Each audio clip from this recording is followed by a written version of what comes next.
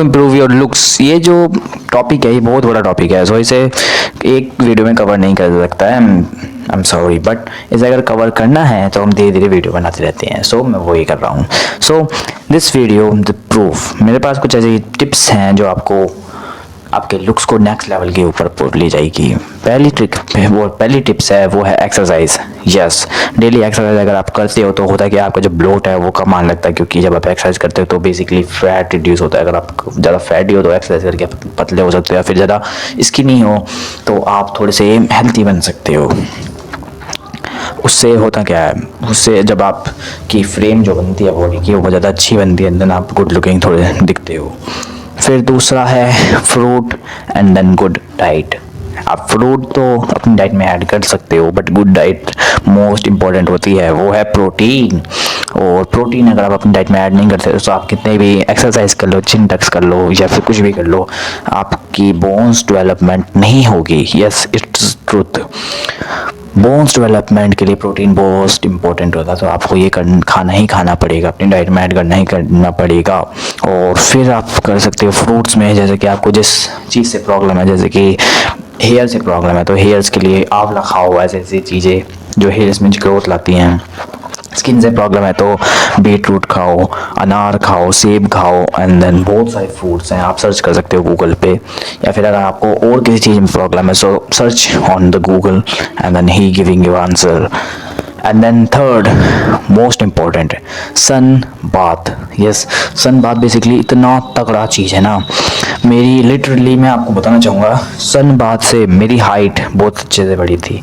And then height में तो मुझे आया था फ़र्क, बट जो मेरी बोन्स डेवलपमेंट है उसमें भी बहुत अच्छा फ़र्क आया था, मैं खुश रहता था।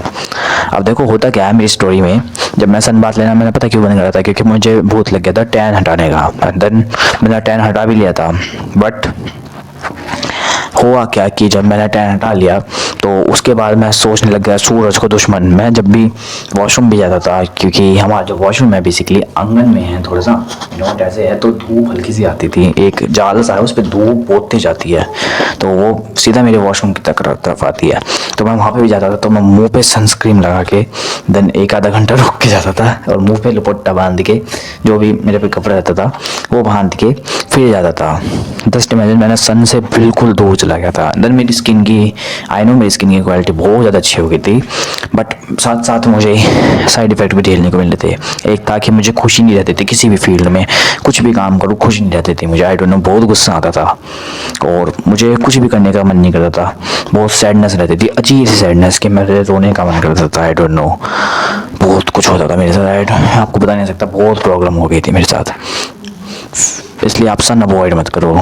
जब से मैंने सन लेना दोबारा चालू करा, आई नो कि मुझे टैन हो गया फेस पे बहुत ज़्यादा, बट यू नो व्हाट कि मेरी कमर पे भी टैन हुआ है तो मैं इसे उतार दूंगा, बट यू नो व्हाट सन से मैं थोड़ा हैप्पी हो गया हूँ।